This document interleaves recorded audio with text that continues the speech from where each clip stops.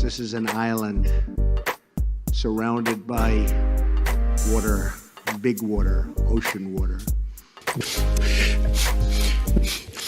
Trust me, I'm like a smart person. I'm very consistent. I'm a very stable genius. I had the best words. Tolerized. I know words. Mike Pounds. I hope they now go and take a look at the oranges of the investigation.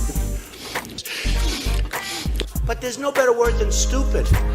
Anonymous, really anonymous. I'm very highly educated. One of the wettest we've ever seen from the standpoint of water. I had the best words. God bless the United States.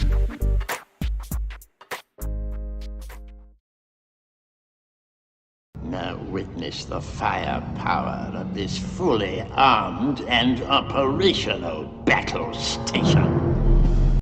Can't let that happen.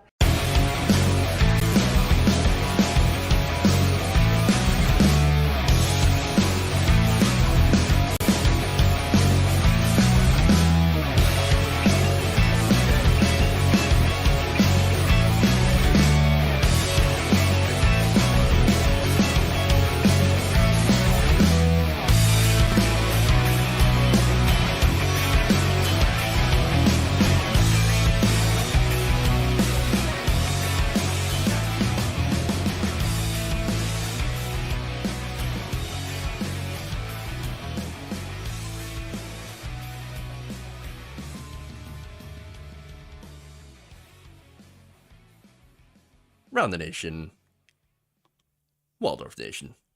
It's Friday. Welcome to the show. We got a big show.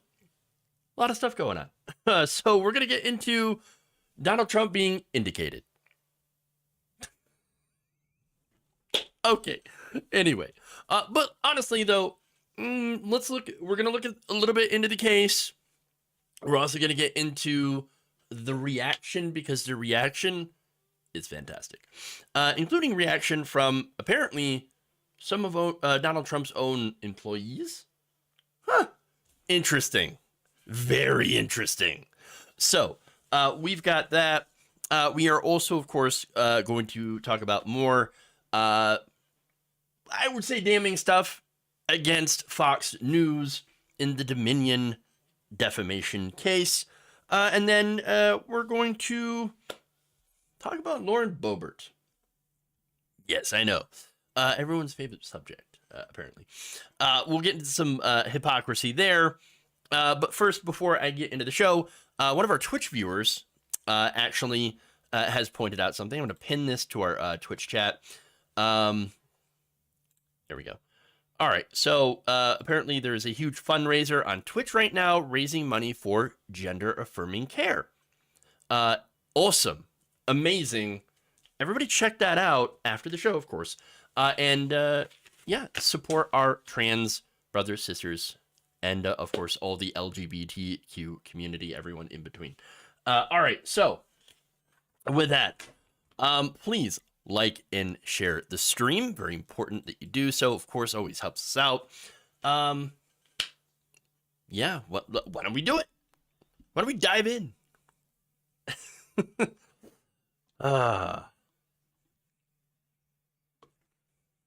Again, this is a great thing, a great time to say hi to ketchup. Okay. Let me check my stuff here. Okay. We're good. Former President Donald Trump has officially reacted to the news that a grand jury investigating these hush money payments his organization made to Stormy Daniels through Michael Cohen voted to indict him. So look, a lot of the details are not necessarily known about, what exactly the charges are, because the indictment is sealed. However, CNN law enforcement analyst John Miller claimed that the indictment involves around 34 counts of falsification of business records and things related to that. So, again, we don't know the details, but there are 34 charges. Huh. That's a lot. As such, Trump would have to surrender to the DA's office, taken up to the detective squad, fingerprinted, photographed for a mugshot. Yes, there's a mugshot. And then, of course, it'll likely be released under his own recognizance. So there will be a mugshot. Great. Will there be handcuffs? I don't know. Honestly, when it comes to powerful people, I wouldn't expect it. And I do notice that unlike the average person, people who are powerful who end up who end up actually getting handcuffs and arrested, they get to hold their handcuffs in front of them instead of behind them. Interesting. Two-tier justice system, everybody.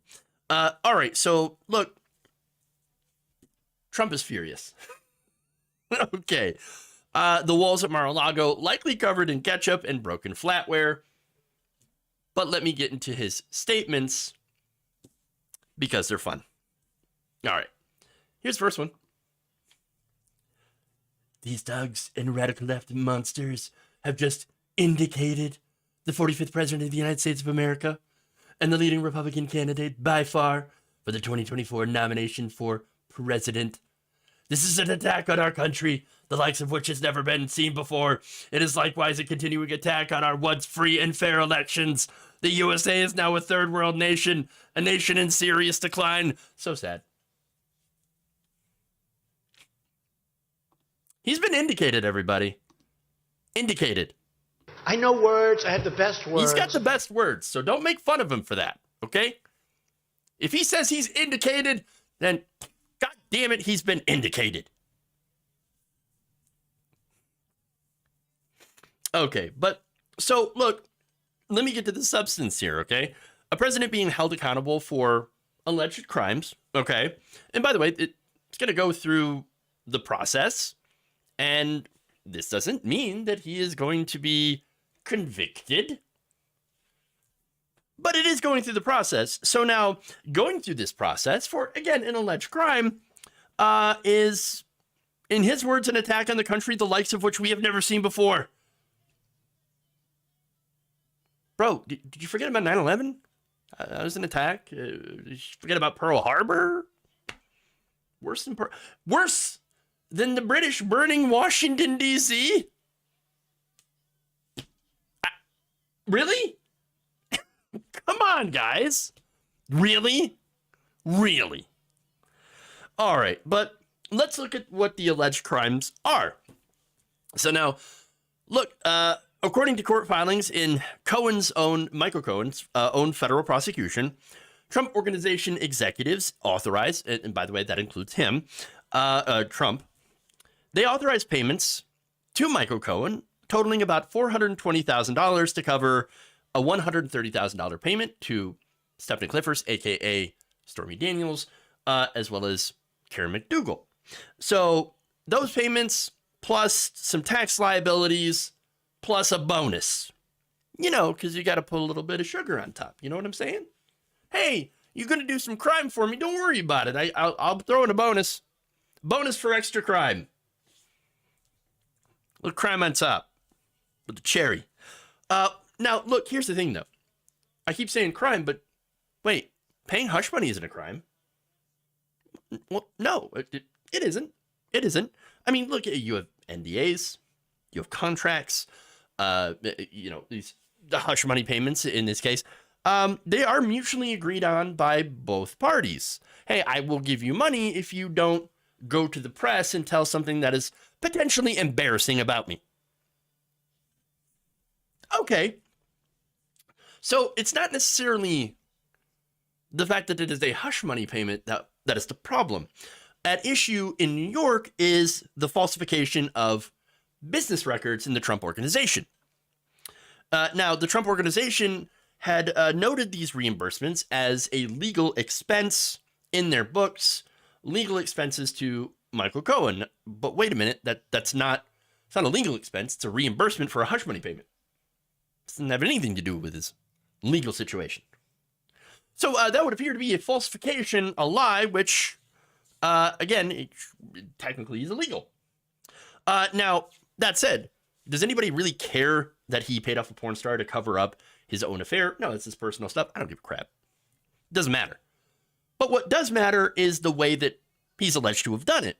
The timing of this, ordering Michael Cohen, his fixer, to make these payments, reimbursing him, and then falsifying these records. Under New York law, doing this, again, normally, if you falsify business records in New York, that's a misdemeanor. What elevates this to a possible felony offense is when business records are falsified where there's an intent to defraud and includes an intent to commit another crime or to aid or conceal the commission thereof. Okay, so again, for it to be a felony, there has to be the intent to defraud or commit another crime. Otherwise, this would just be a misdemeanor. Okay, so now when Cohen comes into it, okay, for good or ill, right? So his testimony was pretty important. Now, that said, is Cohen a very trustworthy figure? No. And I've said that before, okay? That said, we do have, there is audio of Cohen and Trump discussing this payment, so there's no doubt that it was actually made. And of course, the purpose of the payment, I believe, was most likely meant to conceal the affair because of politics, because the potential of it hurting his political campaign. Now, Trump's lawyers are saying, oh, no, would have hurt his reputation regardless, and so it doesn't really matter. He'd have done it anyway. Okay, but he did it right before an election, right before, this could be a potential political scandal. So knowing that and going, there's a political scandal. Why don't we get ahead of this and actually, refute the story, play down the story, whatever. No, instead he went, hush money, hush money, hush money, pay you, and then we're going to lie about it. Now, again, that if that's the case, or I should say if they can prove that in the court, and the fact that the grand jury voted to indict means that they believe they have a good case. Okay. That said, it could violate other state or federal election laws on transparency and campaign finance. But once again, this is a little bit of a shaky foundation for this case because they have to figure out which to apply. And so that said, to summarize the legal theory that's at play, in the state of New York, falsifying business records by lying about the payments to Michael Cohen about the purpose, and in the furtherance of another crime, illegal contributions to Trump's campaign, because from the Trump organization, because it effectively is a campaign contribution. That is why Trump has been indicted. I have to note that lying about those payments as well was one of the reasons that Michael Cohen went to prison. The politics and the gray areas surrounding this is why Trump did not join him in prison, despite, of course, ordering this to happen. That said, I have more statements here.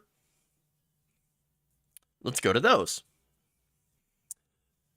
The Democrats have lied, cheated, and stolen in their obsession with trying to get Trump. But now they've done the unthinkable. Our movement and our party, united and strong, will first defeat Alvin Bragg. Wait a minute, Alvin Bragg? What does he mean by defeat Alvin Bragg? Like, okay, if a Trump-related person wants to run, to be in that, to be DA, okay, well, that's one thing, I guess. Ain't gonna work. But I don't know how else. Defeat the charges? Okay, that's possible. And then says, and then we will defeat Joe Biden, and we're going to throw every last one of the crooked Democrats out of office so we can make America great again. That's not all. He also took to his, Truth essential. and posted very long, detailed legal screeds about why he believes that he is innocent. No, just kidding. He posted, "Where's Hunter? Where's Hunter? Where's Hunter?" I don't know, man. Where is Hunter? Not sure, but he's probably having a better day than you are. Now, that said, look, there's nothing here in this case that prevents Donald Trump from running and winning the Republican nomination. I mean, again, if you look at the politics, it probably will help him with the base. Let's be honest. But that said, am I interested in the politics? A little bit. But at the end of the day, it doesn't necessarily matter when it comes to law. Again, at the end of the day, this doesn't mean that Donald Trump will be found guilty. There are ways that he can get out of this. In fact, there are attorneys out there who are no fans of Donald Trump that think, it's just a weak case. And they could be correct. Let me share that perspective.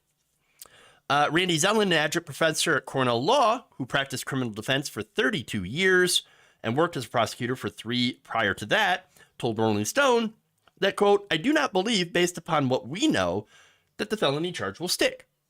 Now, I think that qualifier is pretty important because right now the indictments are sealed.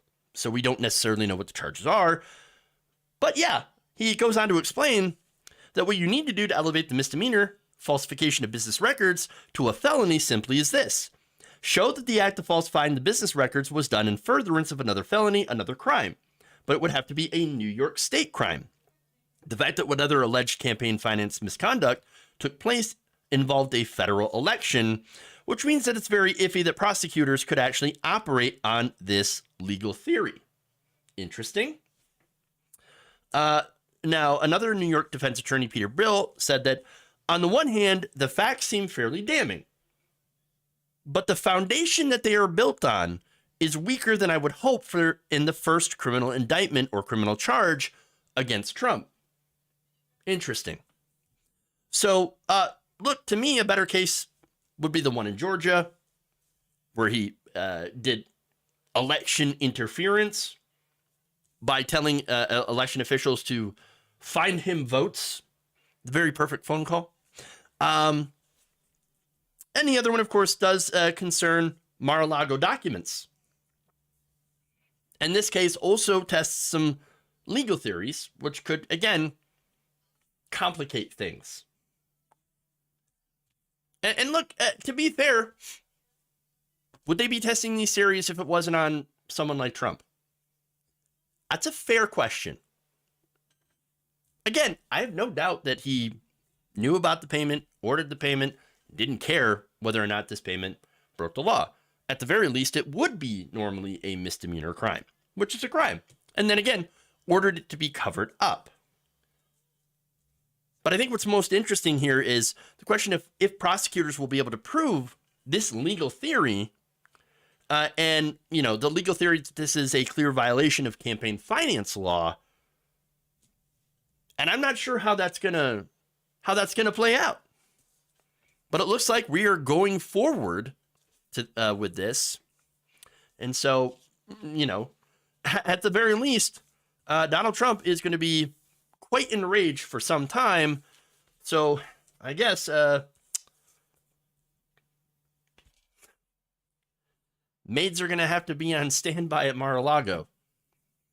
There'd be a lot of flying hamburgers. Okay. Let's move on. Let's go to how the rest of MAGA is taking this.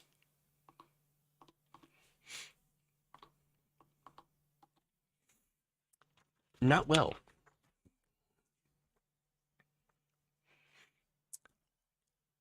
Conservative media has reacted to the Manhattan grand jury voting to indict former President Donald Trump. This is in relation to hush money payments made to Stormy Daniels, along with Karen McDougal. So here is a little snippet of the reaction.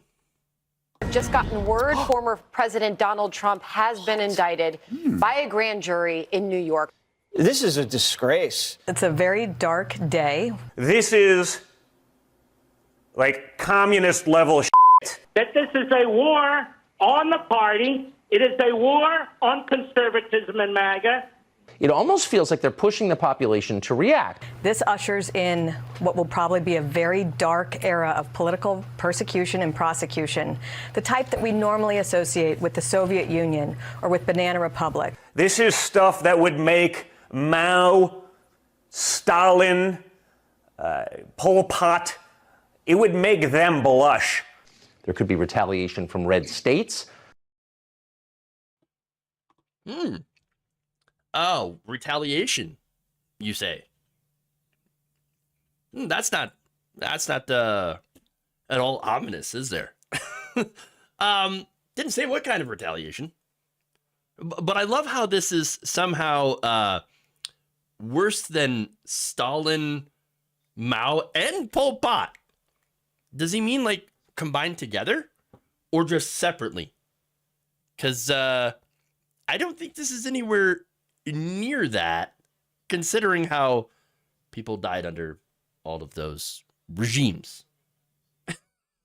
But okay, look, other figures also weighed in on social media as well. I'm going to give you some examples of their reaction. Here we have Clay Travis. Democrats have spent 7 years telling you Trump is a threat to American democracy, and yet they are the ones who continue to destroy American democracy. Wait, what? By engaging in unprecedented authoritarian attacks on their political opponents, they have become what they claim to hate. For 240 years, no president, no matter the allegations or facts, has ever been charged with a crime. With these charges, it will now become common. This won't end with Trump. It's only the beginning. Democrats have made this a third world country, a banana republic. Let me just say that throughout American history, presidents have gotten away with a lot of crap. I think George W. Bush should be in prison for war crimes. Just saying. Presidents do, yes, they have done crime and have gotten away with it. The fact that Donald Trump may not get away with it, okay, you could definitely make an argument that that's not fair. And I would agree with that. But at the same time, maybe if we actually start holding presidents accountable for stuff like this, we can move up to holding other presidents accountable when they do even more serious crimes. Wouldn't that be nice? Wouldn't that be nice if we actually had a law that applied to everyone? I know. Wishful thinking. Wishful thinking. All right, but anyway. So there's more, by the way. So let's get to one of the next tweets here. Eric Trump, third word prosecutorial misconduct. It is the opportunistic targeting of a political opponent in a campaign year. Hey, look, did Bragg sit on this for too long? Yep. I would agree that. Yeah, he did kind of sit on this for too long, but and unfortunately that does feed into the narrative that, oh, see, it's just political opportunism, elections. Well, that's again Bragg's fault on that one. But there's more. It gets more unhinged. Now we go to Liz Wheeler, who asks, how can we distract from a transgender mass shooter? Indict Trump.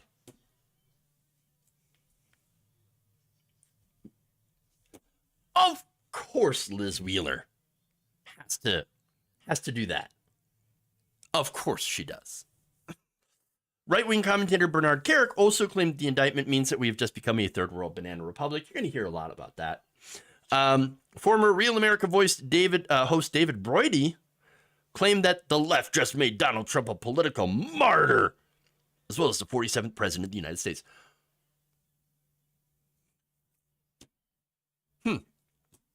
But wait, if he's a political martyr, then he wouldn't get elected, because there's nothing here that prevents Trump from running and winning.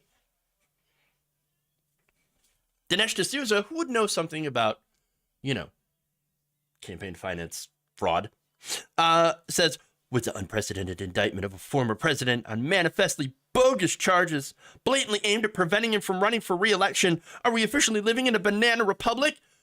There's nothing that prevents him in this case from running for re-election. Nothing. Laleo Terrell then adds, 2 politically motivated impeachments and now a political prosecution. President Trump is more popular than ever.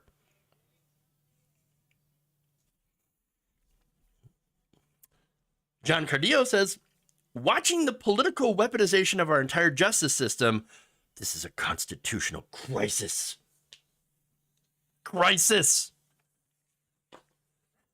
Joe Pollak said, all these are, again, notable right-wing figures that have platforms. The Trump indictment is a fraud. It will never be legitimate. It is an assault on democracy, far worse than the Capitol riot. What? What? Oh, he also threw in, left-wing radicals stormed the Tennessee Capitol today. Oh, you mean the protesters that were, yes, some of them did clamor to get in and did some pushing and shoving. Not good. They were calling for action on gun control, gun violence, to try to prevent gun violence. But notice how they were not trying to hang members of, the Tennessee local government. They weren't smashing things, smashing windows, breaking down doors, any of that. He added, this is election interference and hate. We will not accept it. We will never forget. How's this election interference? Okay. Laura Loomer also said, a dark day in America when a president is indicted in a politically motivated attack. We are witnessing the destruction of due process. No, this is literal due process. And the weaponization of all federal and state agencies against political dissidents who aren't currently occupants of the executive branch.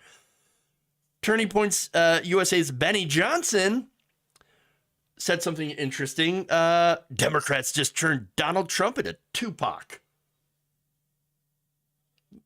Wait, I thought a lot of the right didn't like rappers, rap music. Oh man, it glorifies gang culture. That's why we gotta blame the rap. Well, you see, it's the deterioration of the family. Now, where are the fathers? But now, Donald Trump, just like Tupac. Really? Has he ever listened to Tupac? Especially when he said things like, we got, what, money for war, but we can't feed the poor? You ever listen to that? No? Not familiar? Benny Johnson has no idea what he's talking about. Oh, it gets better, though. Here's what former New York City Mayor Rudy Giuliani posted. They're not after you. Or they're not after me. They're after you. Average people. I'm just in the way. Wait, I've never really understood that argument. The average person didn't potentially break campaign finance law by paying off a porn star with hush money. How does that even make any sense? Oh, see, if they can come after Trump, they can come after you. They already can come after you. Who is that aimed at? That cannot be aimed at the average Trump voter. Although, perhaps the average Trump voter looks at that and says, oh, yeah, absolutely. No, it's for it's really a message for fellow rich and powerful people whom this country does not have a history of holding accountable for, when they decide to do crime. Because they do crime all the time. They rob the American people. Big companies will, skimp out on safety measures and end up dumping, toxic chemicals into your city, into your backyard, which is what happens with all these train derailments. That would seem to be a much bigger issue than a rich person possibly being held accountable for paying off a porn star. Just saying. Just saying. And look, honestly, most of us would probably be in prison if we did half the stuff wealthy and powerful people generally get away with. It is that two-tiered justice system that we have. But what's more concerning, of course, are some of the threats. Threats of retaliation. One digital strategist and former Daily Caller staffer named Logan Hall alluded that there would be retribution.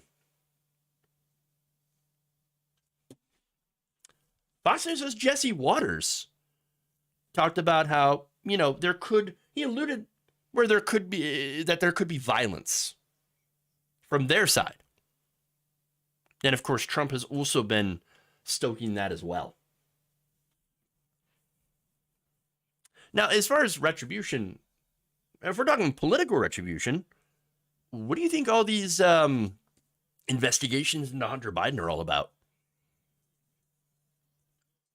It's not about Hunter Biden. It's about trying to tie Hunter Biden's activities, which, yeah, in some cases, pretty shady, trying to tie him to his dad. And that's the ultimate goal there. But anyway, one more video here to show you. And I saved this one for last because it is by far the best, my favorite. This is Lindsay Graham on the verge of tears. How do you do it? You take if you got a pile of crap and you chop it up 34 times, it's still a pile of crap. It's duplicitous charging. They're trying to smear the guy. They're trying to take cases that nobody else would take and resurrect them. This is literally legal voodoo.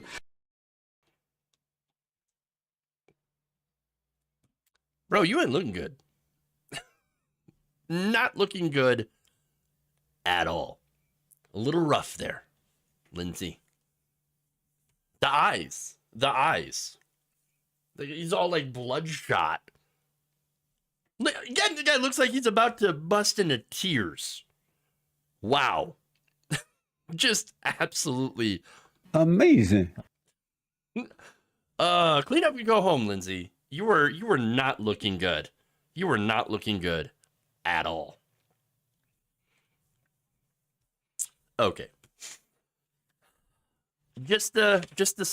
Yeah, MAGA tears, absolutely. All right. Moving on.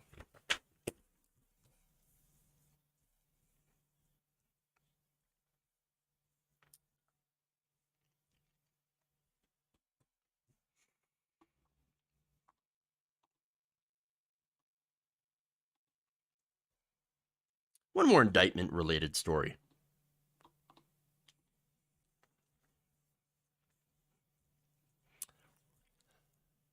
New York Times correspondent and CNN analyst Maggie Haberman is claiming that figures in Trump world are celebrating the indictment of the former president. Interesting. On Thursday afternoon, Trump was indicted by the Manhattan District Attorney.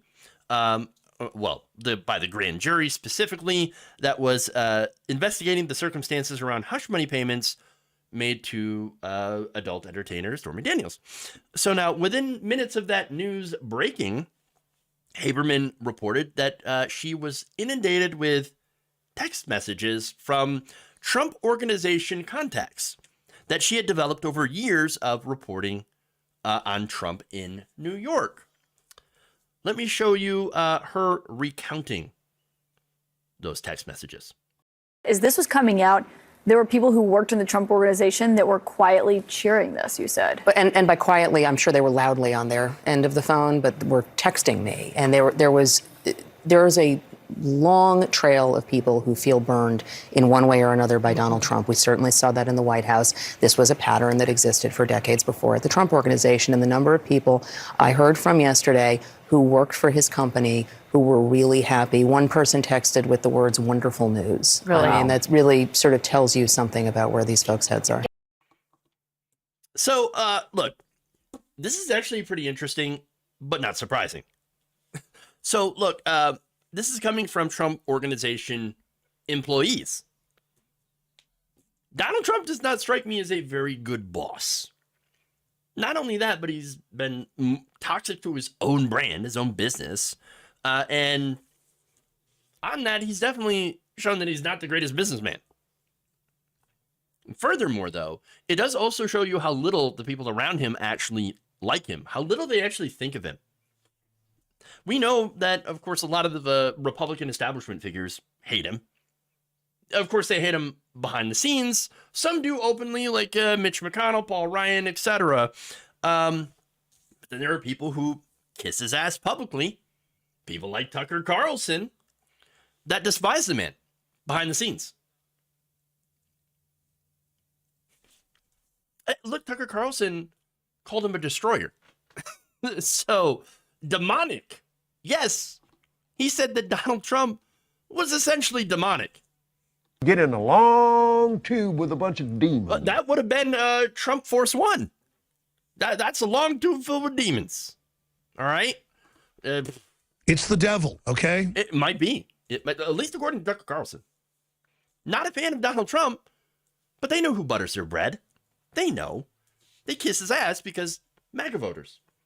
MAGA voters, you must feel very, very powerful right now. Because, really, you have all of these politicians that are scared of you. I guess for good reason. Because some of you, not all of you, but some of you are pretty unhinged. I see your messages. I see what you send me. It's true. Your boos mean nothing. I see what makes you cheer. But anyway, look, a lot of his employees, though, it looks like they can't stand the guy. But at the same time, they also need a paycheck. So yeah, of course it makes sense that they would stay quiet. And so for them to be texting Haberman cheering, again, that's something. It does tell you a lot. Now, that said, there are plenty of people outside of just liberal circles that are, cheering on this indictment. In fact, one of them, who recently was asked about his opinion, was actually one of the members of the Central Park Five. Yusuf Salam, one of the 5 New York teens that were wrongfully convicted and imprisoned for the 1989 rape of a jogger in Central Park, issued a statement via Twitter. Quote, "For those asking about my statement on the indictment of Donald Trump, who never said sorry for calling for my execution, here it is. Karma." Now, look, if you can remember, Trump spent $85,000 on a full-page ad that ran in all 4 of New York's major newspapers, calling for the death penalty for the Central Park Five. Now, I don't care if they're innocent. Kill them anyway. They must have done something wrong. The 5 Black and Latino teens, Anton McRae, Kevin Richardson, Raymond Santana, Corey Wise, and Salam, were beaten and coerced by New York City police into falsely confessing to a crime they did not commit. They ended up spending years behind bars for this.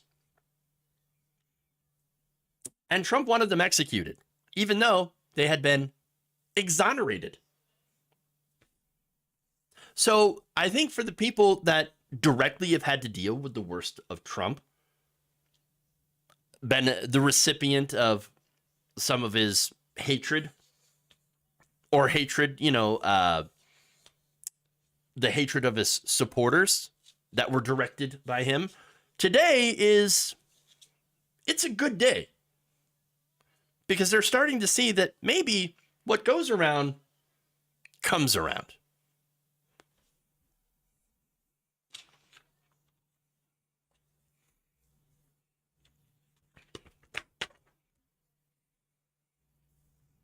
Okay.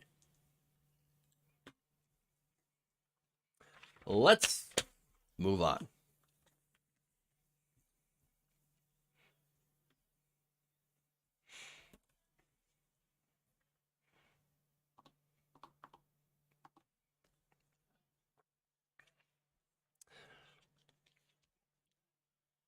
Media Matters senior fellow Matt Gertz recently published some new slide decks used by Dominion voting systems in their defamation suit against Fox News. So one of them has to do with Fox News host Jeanine Pirro and how she, despite being fact-checked by Fox News fact-checkers, ran a monologue that was filled with, well, false information. Defamatory information, or disinformation, I should say. So now, this slide showed that Pirro had refused to drastically change her opening monologue on November 21st, 2020. Despite claims that Fox News, despite the fact that Fox News' own fact checkers had concluded that this monologue contained numerous false claims. Pirro executive producer Jerry Adams wrote to Fox News executive David Clark that, quote, she's refusing to drastically change the open despite the fact check.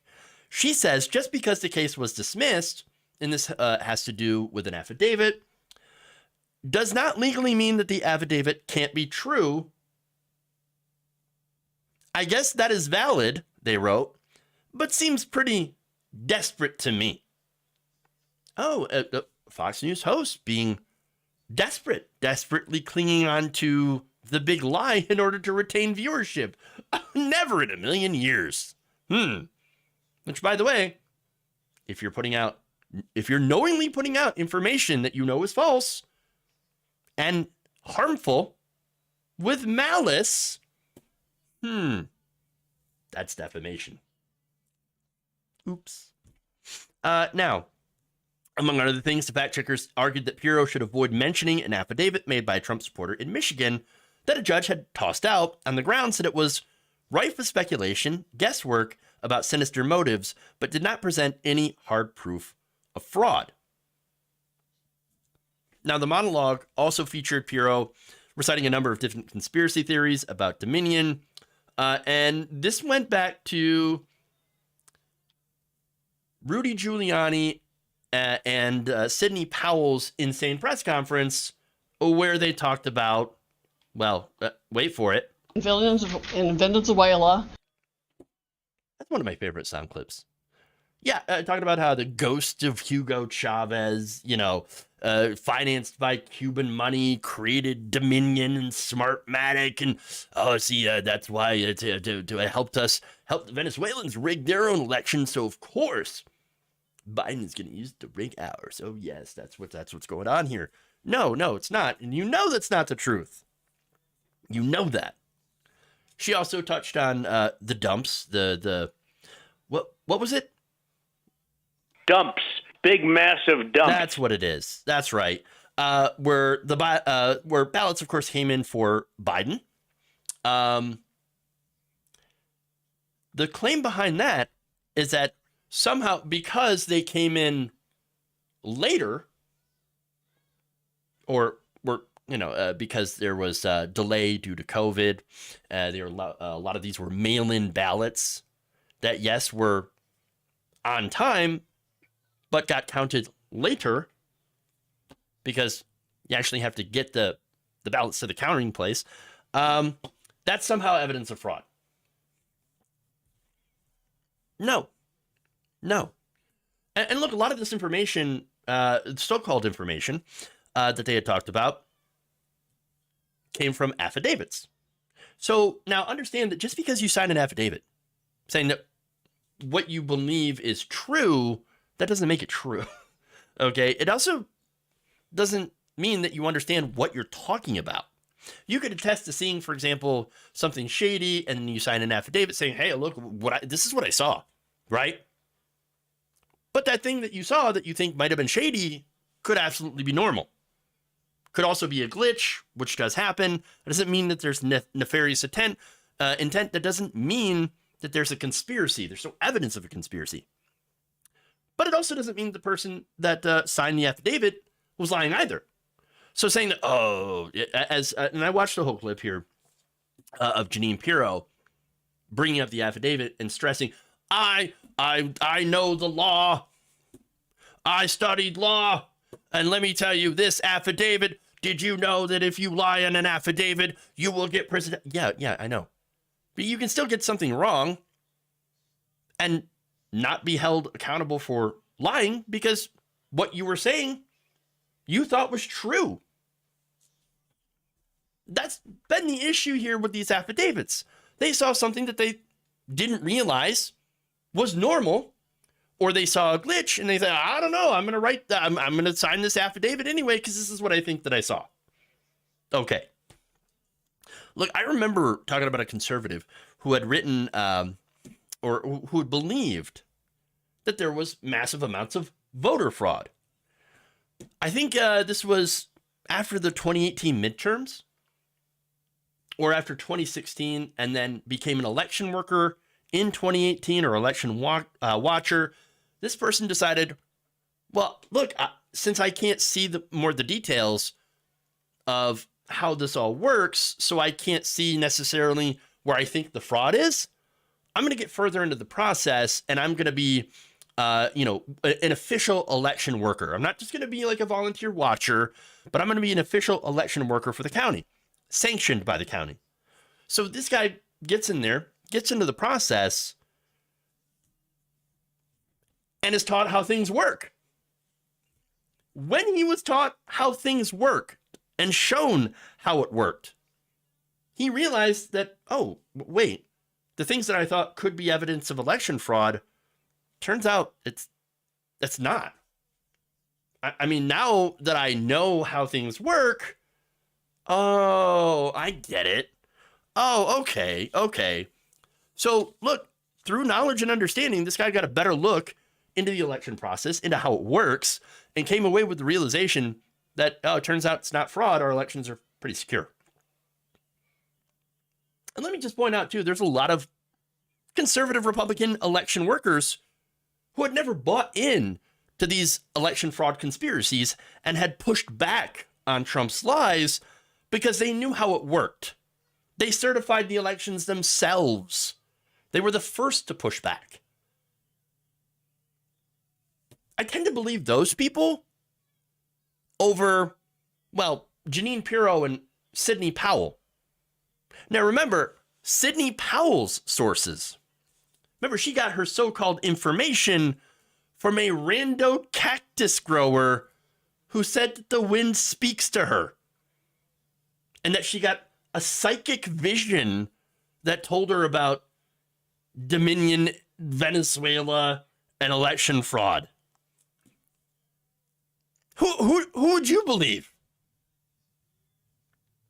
Look, these people are either not very smart, and I'm talking Pirro, or more likely, they're desperately trying to cling on to anything that will keep the money flowing in from Trump supporters. Or hell, maybe it's just a little bit of both.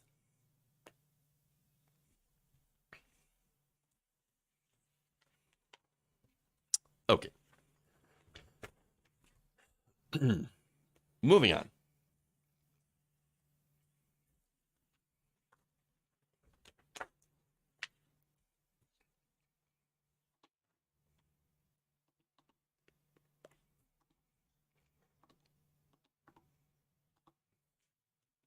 A spiritually decapitated cactus grower. Thank you, Tulane Tim. Yep, that's exactly what they said.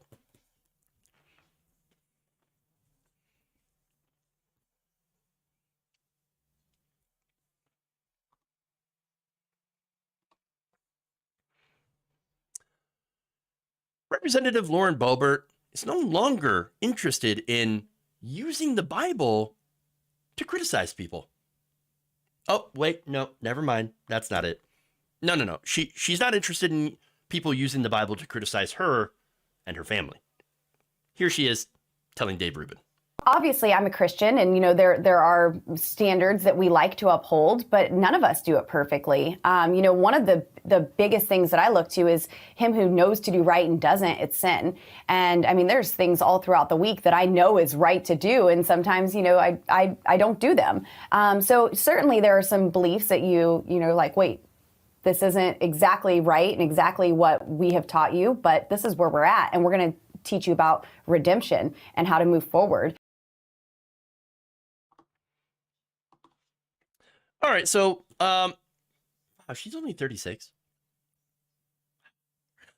Okay, I'm not a religious person, but I'm going to be fair and say that I don't necessarily disagree with a lot of what she said there. Look, I'm being like super fair, okay? My personal beliefs. I'm not again. I think that people are not perfect, obviously, but I do think that if you're trying to do the right thing, well, that's ultimately what matters. And yeah, I would agree that people are not, should not be nitpicking and using, passages in the Bible to go after people. But that said, there is one person that doesn't agree with Lauren Boebert, and that would be Lauren Boebert.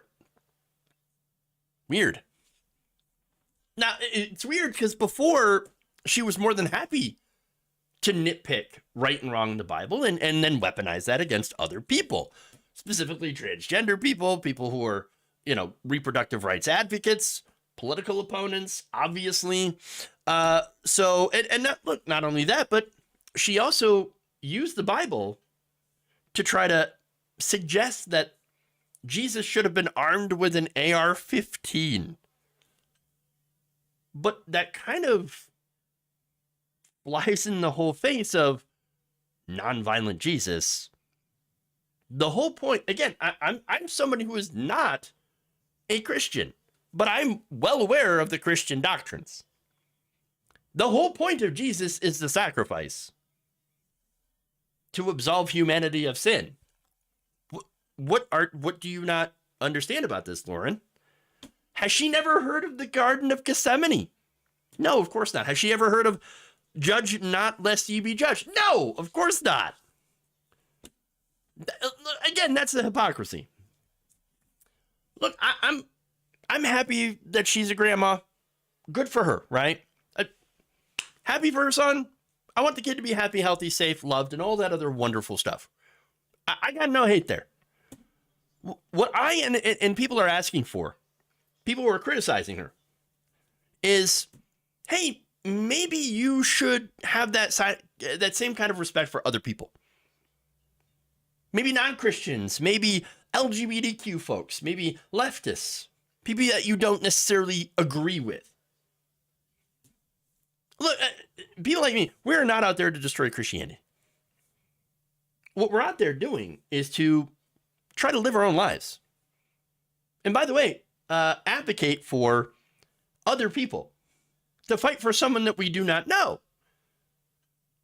And the way that we do so is through good policies, like, I don't know, policies that encourage families, higher wages, paid leave, free college, affordable childcare, health care, guaranteed health care for everybody. And you know what? Lauren, all the things that Lauren Boebert votes against.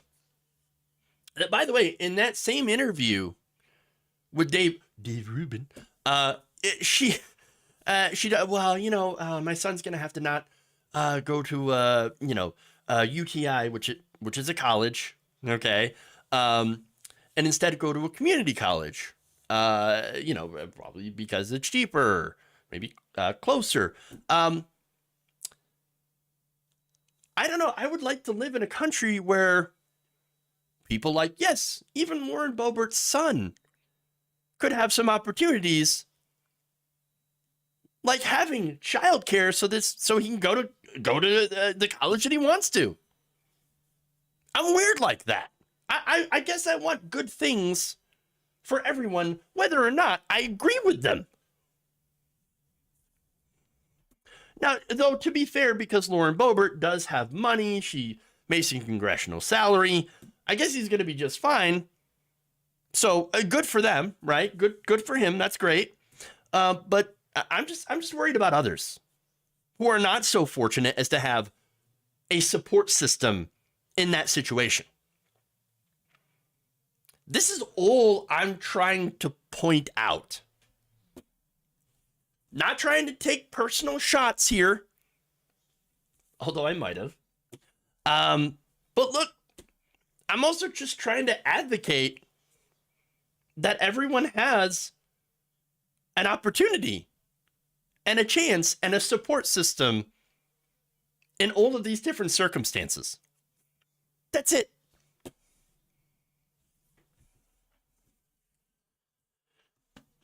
Okay.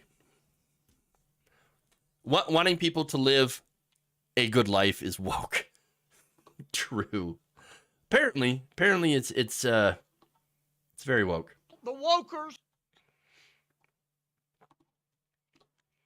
Yes, and all of us who are trying to, ensure that people live a good life, we're actually just the woke mob. Woke mob. That's what we are. Okay. Anyway. That's all I got for y'all today. Let's see. Let's read some super chats over on YouTube. Ryan Nowicki says, given the violence of the right and that they only want gun reform was when minorities are armed, do you think the left should arm themselves more? Look, I've said before, I do believe in the Second Amendment. I do believe that people have the right to self-defense.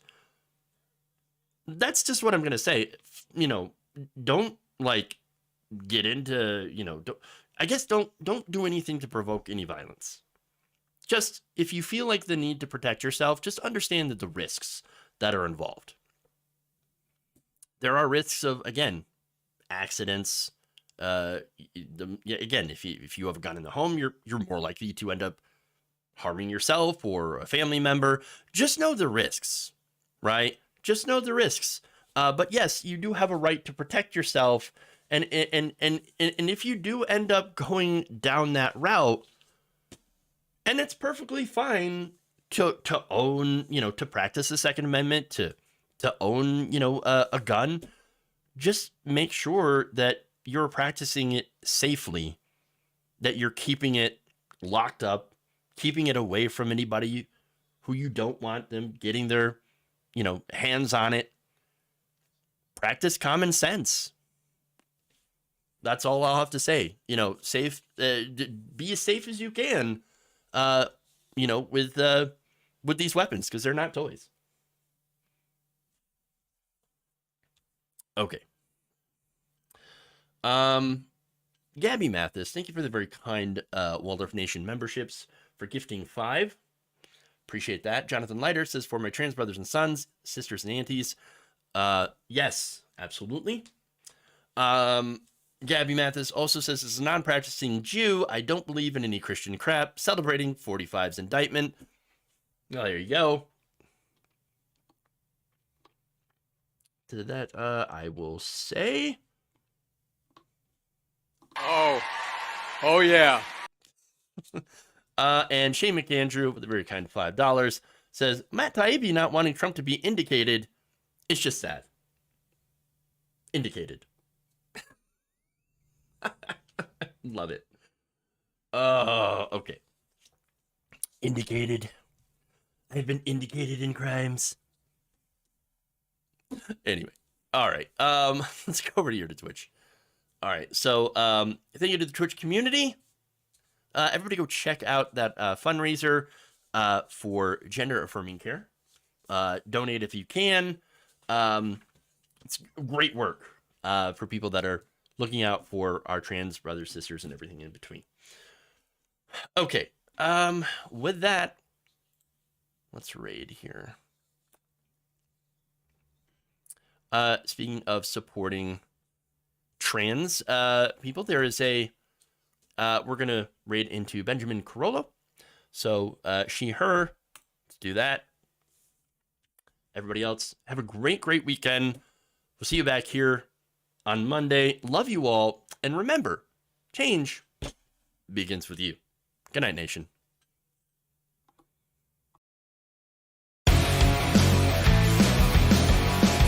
Amazing. We'll do it live.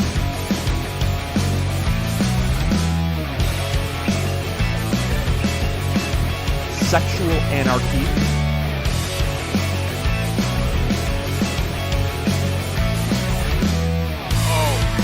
Oh yeah. Up yours, woke moralists.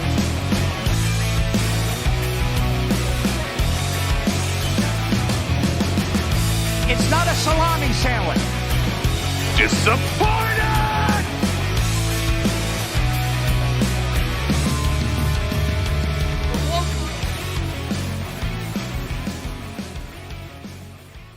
You're kicking me out the door. You're kicking me out the door. USA, USA, USA.